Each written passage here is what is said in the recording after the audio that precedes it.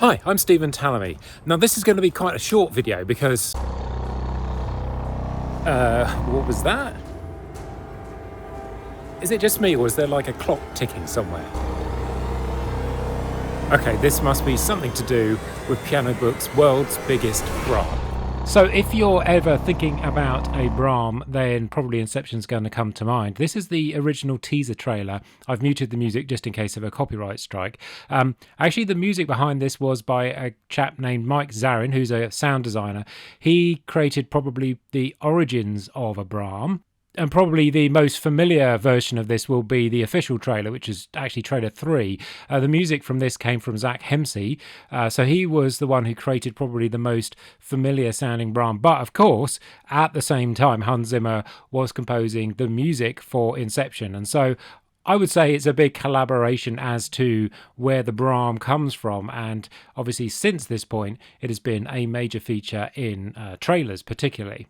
Now, I've been writing some trailerized versions of some classical music for a production library recently, and obviously here's something where I needed to use a BRAAM. These ones actually are called Inception BRAAMs. They come from Evolution by Keep Forest. Let me play you just a few seconds of the intro.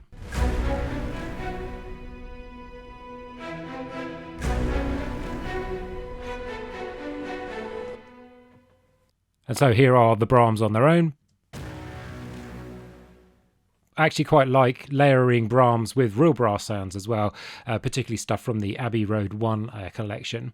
If you're looking for some free BRAAMs, I can definitely recommend the Evolution Devastator Warzone free edition. And obviously Keep Forest themselves have a huge range of different plugins that will give you that BRAAM sound.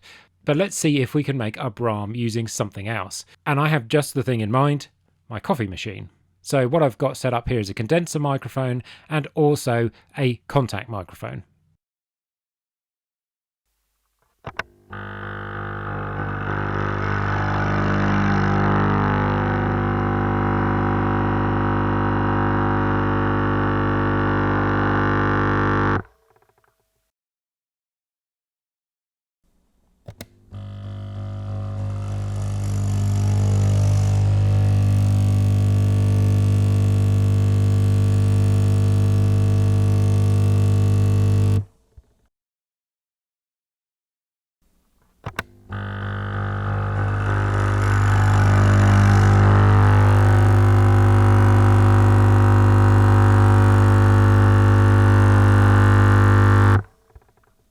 So loading those up into Logic, and what I've done is I've just crossfaded a little bit to have a slightly shorter sample, so I'm not using the whole of it, faded in, faded out. And the other thing I've done is I've transposed this because these were closer to a G, and what we are needing for the challenge is a B. So let's have a listen to what that sounds like. So then I've done a bit of processing on the signals. First thing was to roll off a little bit at the top end on both of these just to get rid of some of the hiss. Then I've used a bit of decapitator on each of them to get some distortion going in.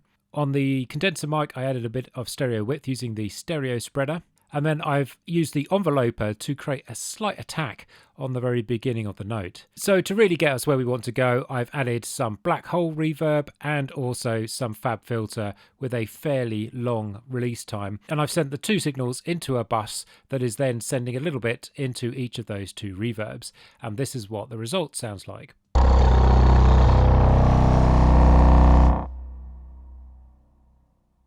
So then I'm going to bounce those down into another track and see how that sounds.